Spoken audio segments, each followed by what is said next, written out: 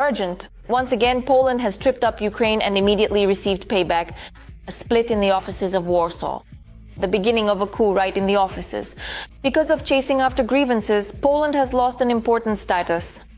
This is for Kyiv. Now that's moving fast. Ukraine is taking control of Russian skies. A precise strike with an FPV drone and one of Putin's critically important aircraft is down. Our guys have done the literally impossible.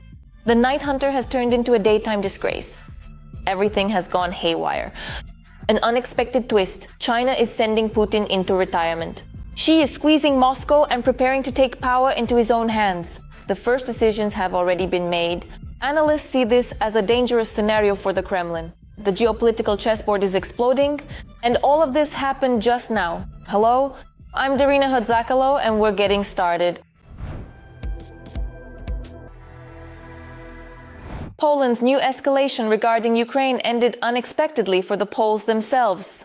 It all started with a statement by Przemysław Czarnek, the candidate for Prime Minister of Poland from the opposition party Law and Justice.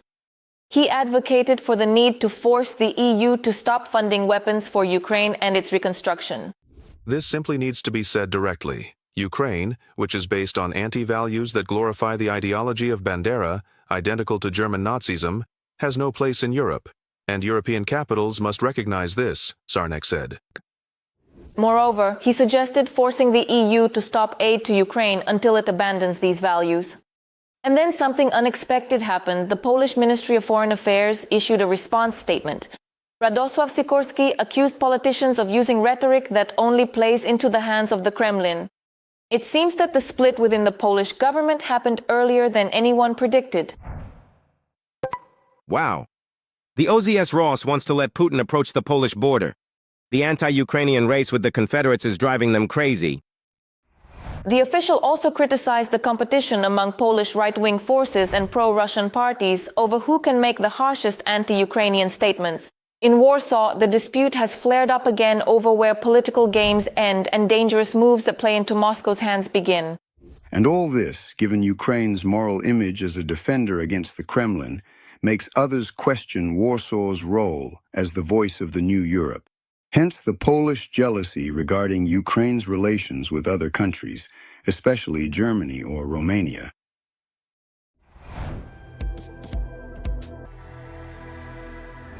A terrible accident in Russia. In the Belgorod region, they are mourning their losses. Ukrainian defenders destroyed a Russian Mi-28 night hunter attack helicopter with an FPV drone.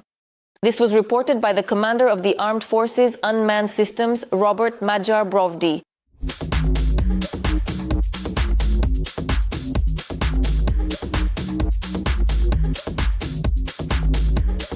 The helicopter was successfully taken out by the soldiers of the 427th Separate Unmanned Systems Brigade, Ryrog. Analysts emphasize that this is an undeniable success. The Russian night hunter, which was developed over years as one of the most dangerous machines in the Russian army, has become a serious threat on the battlefield. The Mi-28 is equipped with advanced systems for operating in the dark, and its pilots have special helmets with night vision devices. However, now Putin's air fleet has one less steel beast. Overall, this is proof that using helicopters in areas near the line of contact is becoming even more dangerous.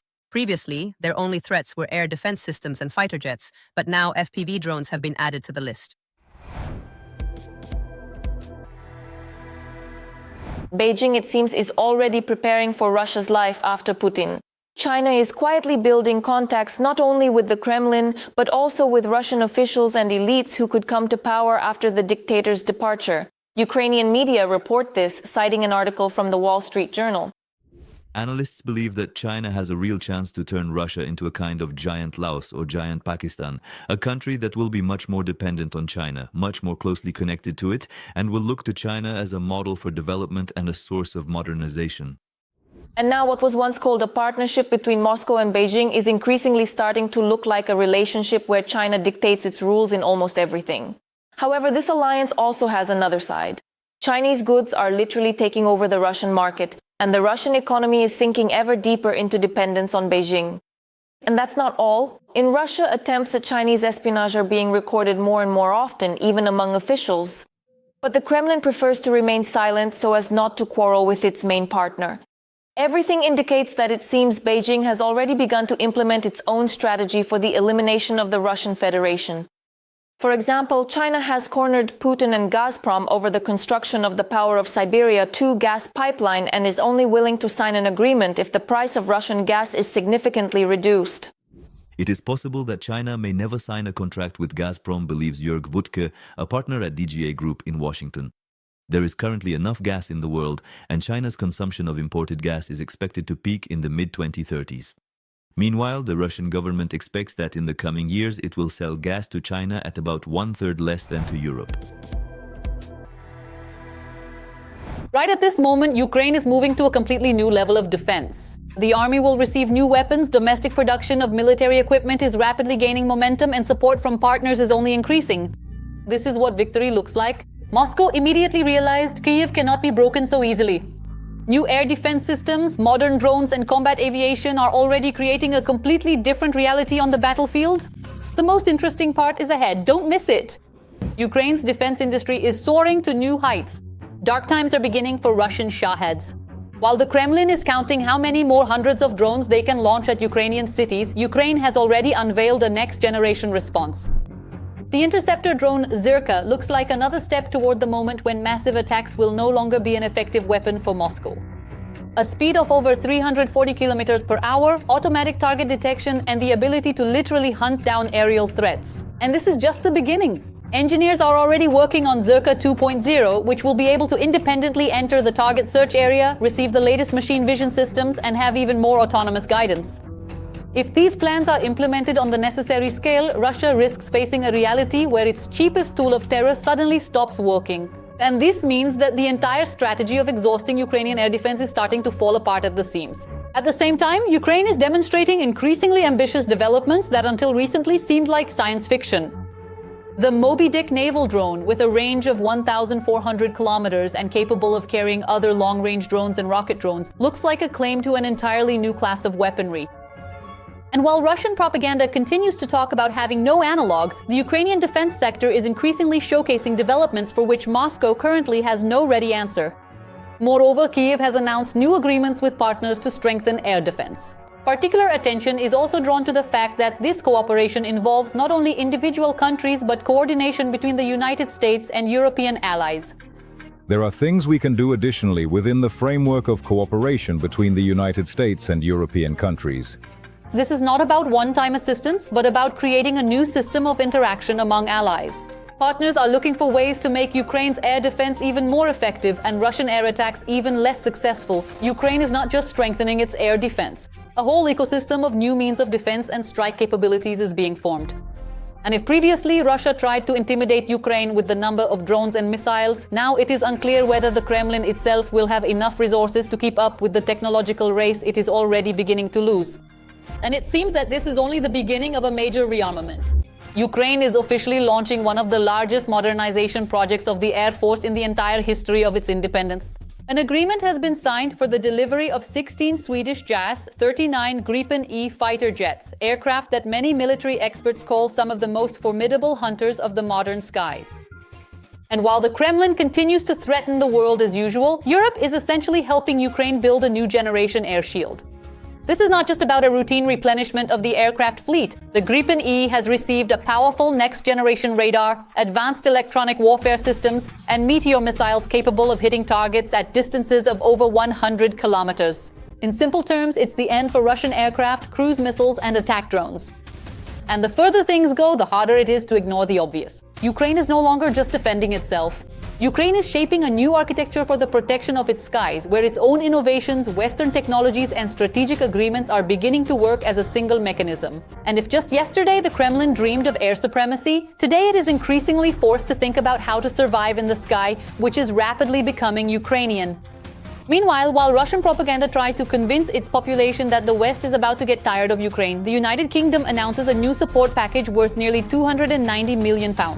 And this has long ceased to look like temporary aid. Since the beginning of the full-scale war, London has allocated more than £21 billion to Ukraine.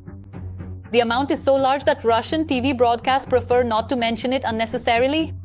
During the negotiations in Kyiv, the parties discussed not only the front and preparations for the upcoming NATO summit, but also the consequences of Ukrainian strikes on Russian territory.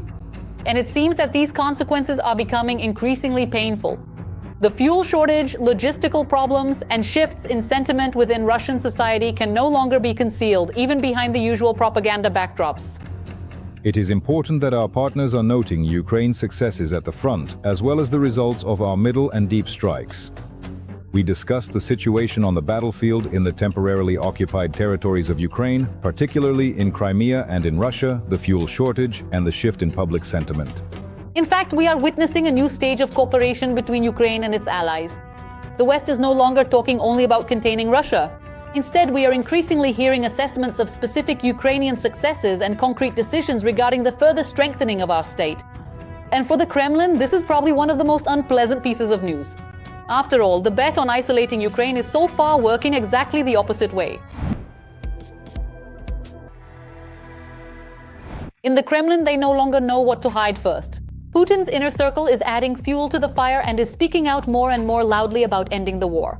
The Russians themselves are now preparing not for victory, but for incoming strikes and living under sirens.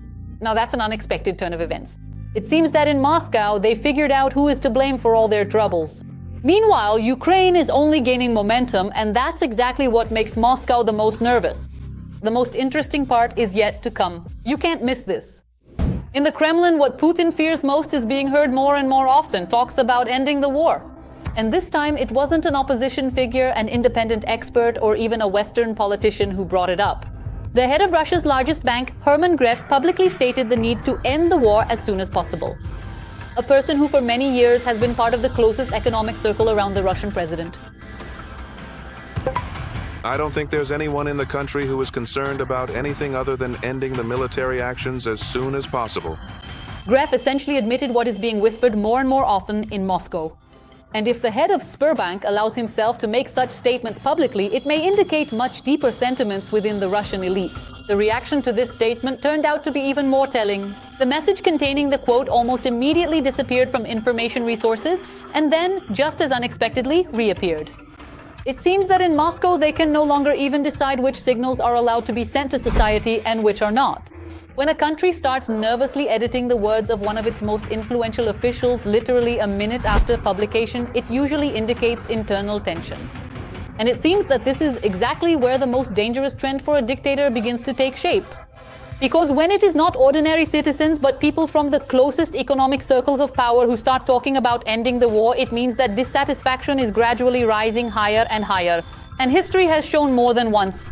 For authoritarian regimes, the most difficult times begin when their own inner circle grows weary. But even ordinary Russians are gradually stopping their game of silence. According to Russian search statistics, the query, "When will the special military operation end?" has set an absolute record for the entire duration of the war. In just 1 week, Russians searched for the answer to this question more than 137,000 times. And what is especially telling is that this surge coincided with two painful problems for the Kremlin: the fuel crisis and a series of large-scale drone attacks on Russian territory. Russians have begun to feel the war. When gasoline prices rise, when oil depots are burning and drones are increasingly reaching Russian regions, distant events at the front suddenly become a very personal problem. And then, instead of searching for news about the army's latest successes, people start looking for the date the war will end. Another statistic looks even more interesting. In Moscow and the Moscow region, the number of searches about bomb shelters has sharply increased. In a year and a half, interest in this topic has grown more than threefold. It seems that talk about a completely protected Russian sky is increasingly failing to stand up to reality. But the real leader was the search query UAV. During the same period, interest in drones in the capital region increased almost fivefold.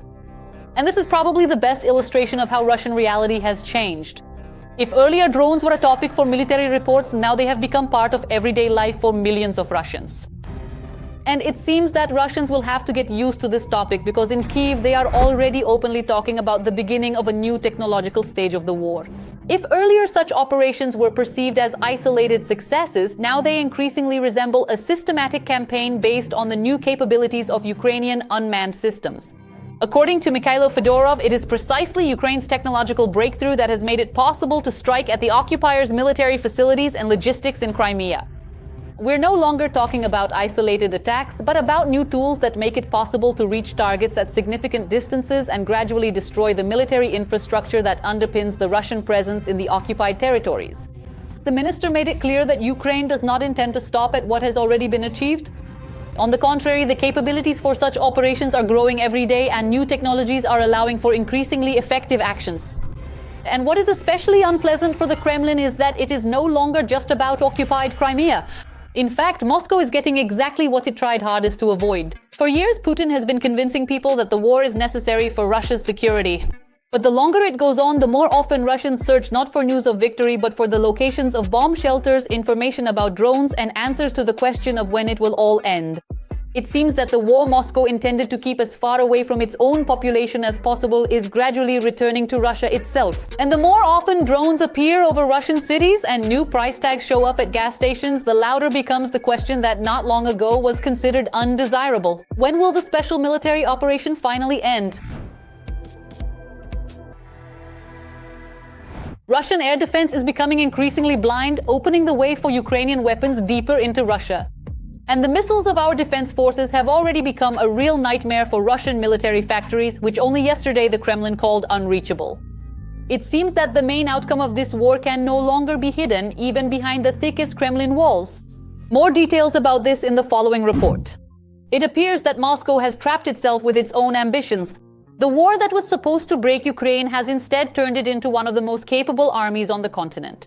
The Ukrainian army has not only held its ground, but continues to liberate territories.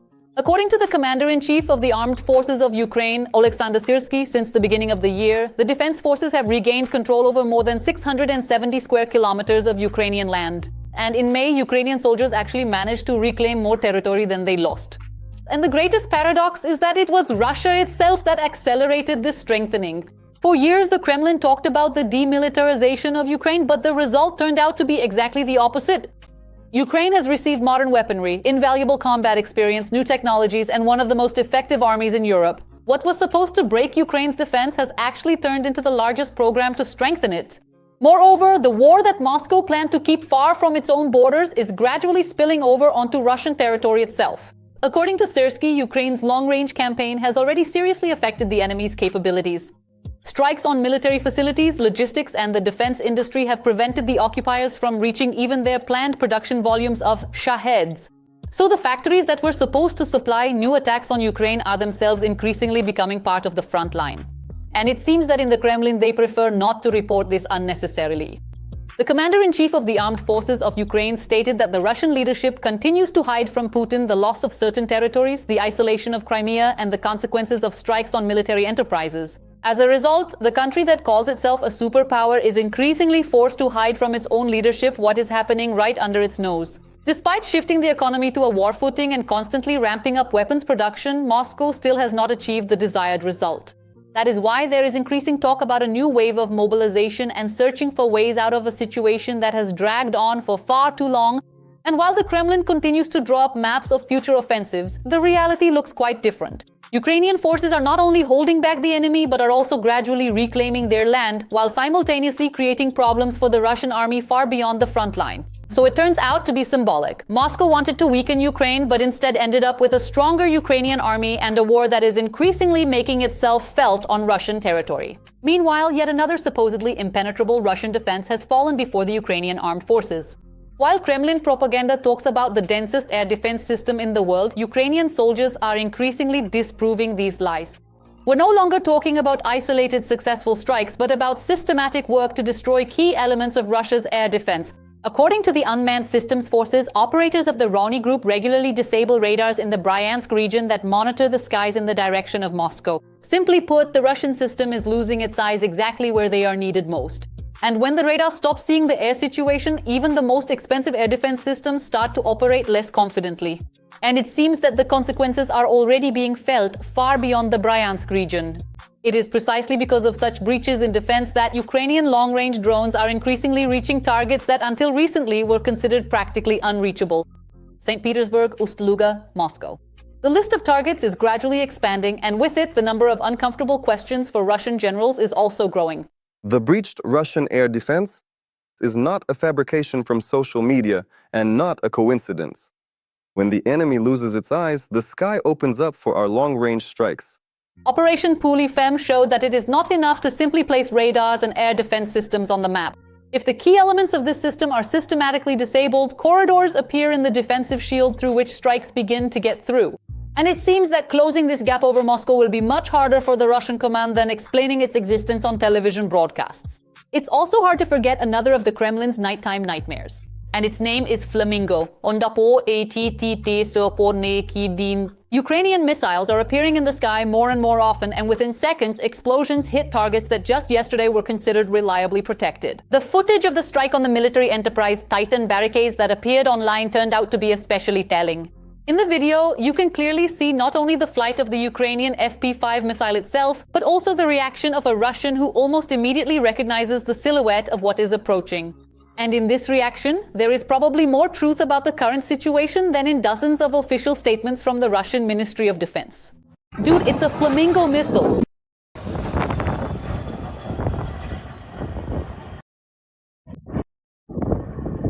It's not just about a spectacular image, but about very concrete consequences. According to available data, the explosions literally scorched the production facilities from the inside. For a military enterprise, this means much more than just damaged walls or a roof. Technological lines, equipment, communications, and the ability to quickly return to normal operations are destroyed. The plant continues to exist on the map, but it can no longer operate as it did before. And it seems that this is only the beginning, because each new flight of a Ukrainian missile over Russian territory serves as a reminder of the main outcome of this entire story. Putin wanted to demilitarize Ukraine, but as a result, he got a country of engineers, military personnel, and developers of cutting-edge weapon systems. And now it is precisely these developments that are increasingly arriving in places where people once believed the war would never reach them. With that, we conclude our broadcast. We continue to monitor the most relevant events right now to bring you the news first. Don't forget to subscribe. See you soon.